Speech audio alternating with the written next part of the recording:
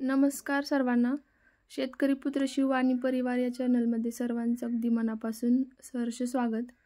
तर बघा, आमच्या शेतामध्ये जी वांगी लावलेली होती तर त्याला भरपूर अशी वांगी आलेली होती आणि पहिल्यांदाच तोडतो हे.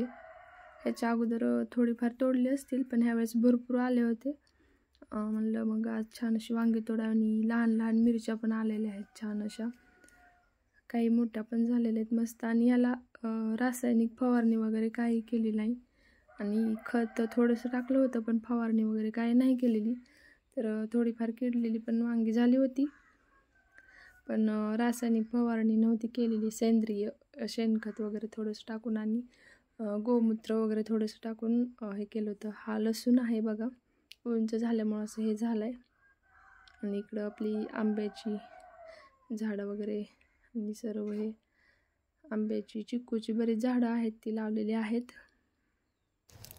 किती वांगी गोळा केली.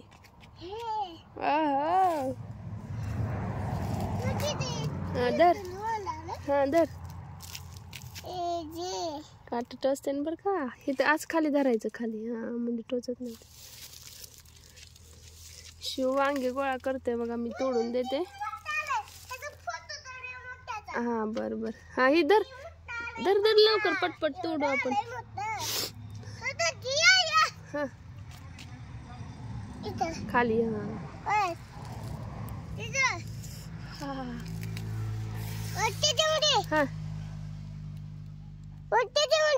थांब थांब. बघ मी तोडून ठेवते, तू ने तोडून ठेवते तू ने. तर इथं बघा, शिव जो आहे तो मी वांगे तोडून देत होते आणि तो नेऊन ठेवत होता. असं सांभाळण्यासाठी माझ्याकडंच असतो नेहमी सारखं. मग त्याला पण काहीतरी शेतातलं नवनवीन मी शिकवत असते. आणि त्याला खूप खूप म्हणजे खूप शेतीची आवड आहे. घरी अजिबात करमत नाही. कधी शेतात जायचं, रानात कधी जायचं, रोज रोज त्याचं चालू असतं. उठलं की रानात जायची घाई असते त्याची रोज, नाही नेलं की मग रडतो वगैरे.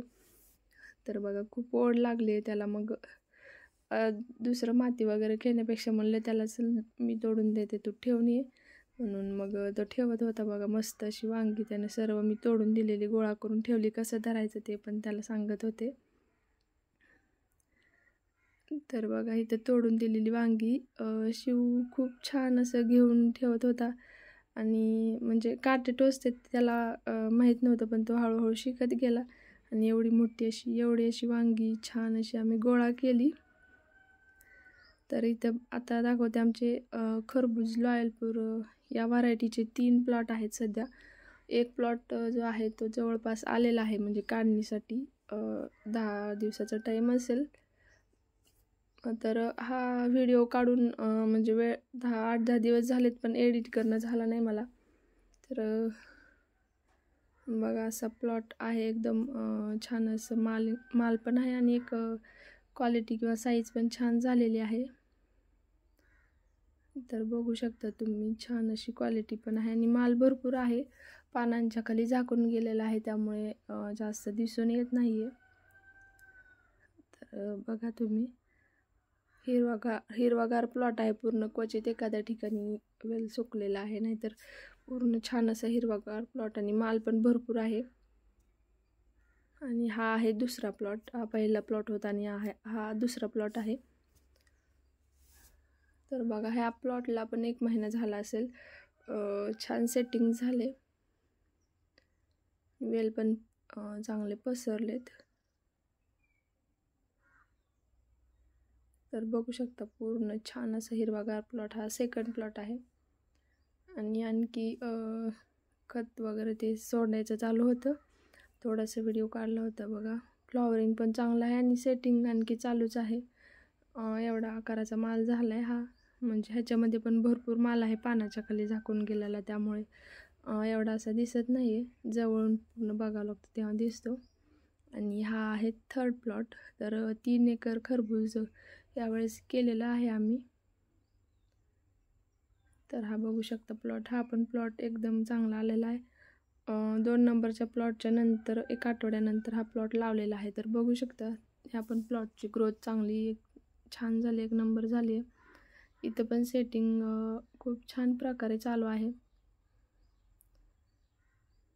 तर बघू शकता फ्लॉवरिंग, सेटिंग वगैरे सर्व, फवारणी वगैरे सर्व जे माझे मिस्टर आहेत त्यांच्या म्हणजे ते करतात सर्व, म्हणजे त्यांच्या ह्यांना होते. तर बघा खूप छान असा प्लॉट आहे हा पण.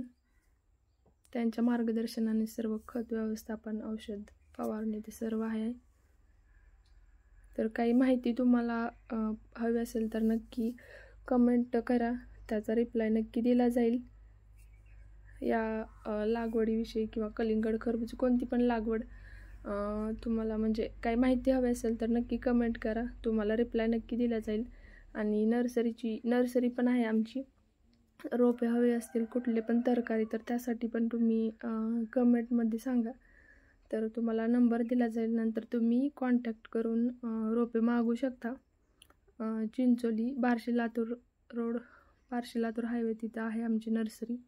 तर कमेंट करा पाहिजे असतील तर. आणि हा आहे कलिंगडचा प्लॉट, ही व्हरायटी आहे बाहुबली. तर हा 4 नंबरचा प्लॉट म्हणजे 3, आणि हा एक प्लॉट लावलेला आहे 1 एकरचा. तर आत्ताच ह्याची लागवड झालेली आहे. तर बघा सर्व लागवड झाल्यानंतर थोडासा व्हिडिओ काढला होता मी. मल्चिंग पेपरवर लागवड केलेली, त्यामुळे तण वगैरे नियंत्रण होते छान.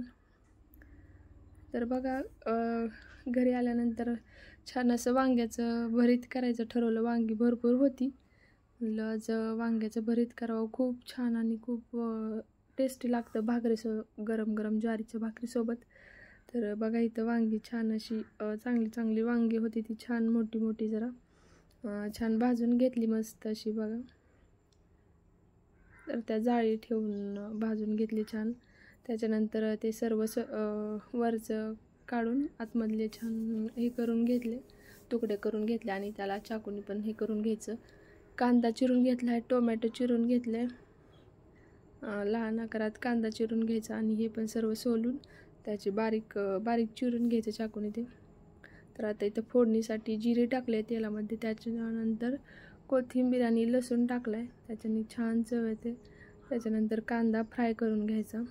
त्यानंतर बघा त्याच्यामध्ये टोमॅटो टाकले, टोमॅटो पण छान फ्राय मस्त शिजू द्यायचं गाळ असं.